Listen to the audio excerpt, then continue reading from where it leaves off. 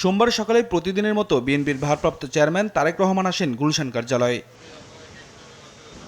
এ সময় বেগম খালেদা জিয়ার মৃত্যুতে শোক ও সমবেদনা জানাতে গুলশান কার্যালয়ে আসেন সিপিবি ও বাম গণতান্ত্রিক জোট।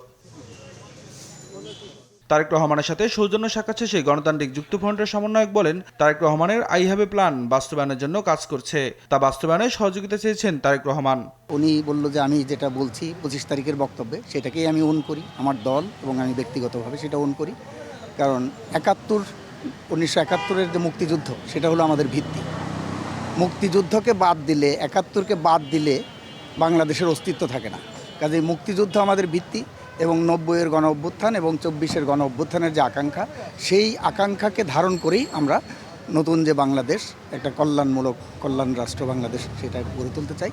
সেই কথাটা উনি এখানে বললেন। একমাত্র আরএফএল ক্লাস পাইপ নিশ্চিত করে প্রতি ইঞ্চিতে সঠিক থিকনেস ও সঠিক মাপ। পাইপের বস, না কিনলে লস।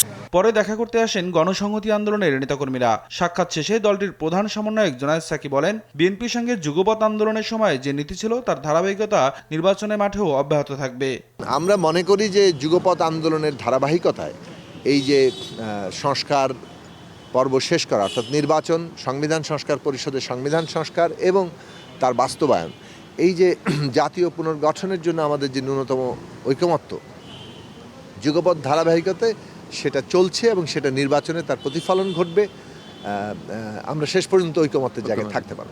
এদিন বিকেলে গুলশান কার্যালয়ে খালেদা জিয়ার মৃত্যুতে প্রধান উপদেষ্টার পক্ষ থেকে শোক বার্তা পাঠানো হয়। নিয়াজ মুর্শিদ, দেশ টিভি, ঢাকা।